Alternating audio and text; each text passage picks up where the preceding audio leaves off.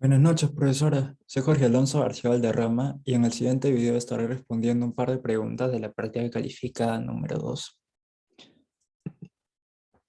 En primer lugar, ¿por qué Lin Hunt afirma que durante la Revolución Francesa los límites entre la vida privada y la vida pública fueron muy inestables?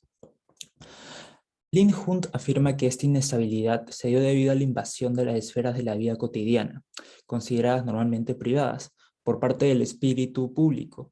¿Qué quiero decir con esto? En principio, hay que dejar algo en claro, y es justamente la diferencia entre lo público y lo privado. Por un lado, lo público era el conjunto de cosas relacionadas con el Estado, o con el servicio de ese también, mientras que por el lado contrario, lo privado era definido como aquello que escapa del control del Estado. Y entonces, ¿qué fue lo que pasó? Durante los siglos XVII y XVIII surgió la tendencia de considerar los intereses privados como incompatibles con el servicio del público, y por ello los revolucionarios se tomaron muy en serio esta distinción, estableciendo de alguna manera que ningún interés en particular debía dividir la voluntad general de la nueva nación. Al fin y al cabo, la manifestación de intereses privados en el terreno público de la política era considerada como contrarrevolucionaria. Y dadas las circunstancias, los revolucionarios sugirieron la vigilancia constante y la atención permanente del público a través de la apertura de reuniones políticas para todo el mundo, una mayor asistencia a las asambleas de la legislatura, así como la denuncia hacia cualquier círculo privado. Desde su punto de vista, para llevar una buena vida política había que estar en posesión de un corazón privado transparente. En consecuencia, esta insistencia mm, en mantener los asuntos privados fuera de la esfera pública conllevó al borrar las fronteras entre lo público y lo privado. ¿Y cuáles fueron los algunos cambios durante este periodo? Uno de los ejemplos más relevantes de la invasión pública al espacio privado fue el cambiar las apariencias, siendo más específicos el tema de la vestimenta. De acuerdo al inglés John Moore, una gran sencillez, o más bien pobreza en el vestir, llegó a ser considerada como una indicación del patriotismo. ¿Qué quiero decir con esto? En sí la vestimenta adquirió una carga política. A partir de 1972, por ejemplo, el gorro rojo, la carmañola y los pantalones largos parecían definir el sentimiento republicano verdadero. Y de la misma manera, a los ojos revolucionarios, si el carácter privado debía sufrir una revolución, entonces la vestimenta también debía ser renovada por completo. Otro ejemplo de la invasión privada al espacio público recae en el cambiar las palabras. Dicho de otra manera, el tutear. El tutear se hizo público, es decir, el dirigirse a alguien empleando el pronombre tú en lugar de vos.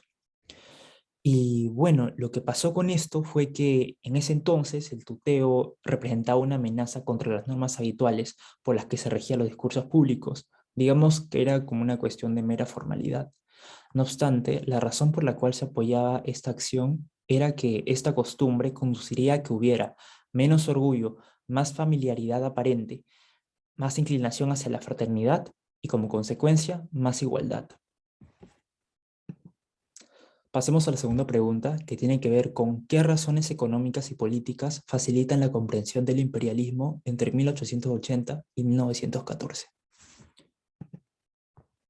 Bueno, para empezar, entre 1880 y 1914 tiene lugar la fase expansiva más importante conocida como la era del imperialismo.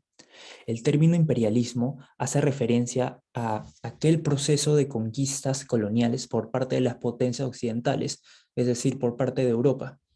Al fin y al cabo, el objetivo más importante era la de establecer relaciones comerciales. Y además de eso, esta expansión imperialista fue concebida como una manifestación con respecto a la política de rivalidad entre las grandes potencias europeas. ¿Y cómo se dio todo esto? Se estará preguntando. En sí hay un conjunto de hechos, tanto políticos como económicos, los cuales funcionan como causas o agentes inclusive de la gran expansión territorial de los imperios coloniales europeos en el siglo XIX. En principio veamos la explicación económica de la expansión europea, los aspectos económicos. De acuerdo a la obra Imperialismo, escrita por el inglés Hobson, el imperialismo fue consecuencia del desarrollo capitalismo financiero o monetario. Por ello, surgió la necesidad de buscar espacios a los que exportar sus mercancías y en los que colocar sus excedentes de capital, con el fin de asegurar de algún modo el predominio industrial de Europa. Asimismo, los sectores que atrajeron mayores cantidades de capital fueron los empréstitos públicos o préstamos públicos, que pasarían a ser los bonos del gobierno, las vías de comunicación, que sería gracias al ferrocarril, y las industrias extractivas del hierro, el carbón, el cobre y otros minerales. Otro indicador económico que facilitó el dominio europeo del mundo fue el tráfico de mercancías. En aquel entonces, su incremento se debía al desarrollo de los medios de comunicación, terrestres y marítimos. Y entre los años 1913 y 1914, inclusive, la principal cuota del tráfico de mercancías se realizaba entre los países más adelantados. Después de todo, los productos manufacturados procedían exclusivamente de los países europeos y norteamericanos. Tenemos, por ejemplo, a Gran Bretaña, que justamente esta nación representaba el 45% de la flota mundial y era superior a toda Europa. Ahora consideremos las causas políticas del imperialismo, el cómo se facilitó este proceso. Es bien sabido que la carrera por la conquista de territorios nuevos tuvo que ver con la rivalidad entre las principales potencias europeas. Después de todo, estas veían su política imperialista como un mecanismo de poder, así como también una medida preventiva para evitar el crecimiento de su rival. Un ejemplo de esto fue el control del río Nilo, de la cuenca del río Nilo por Gran Bretaña, lo cual impulsó a Francia, a su vez, a expandirse desde las costas de Senegal hasta el África Central.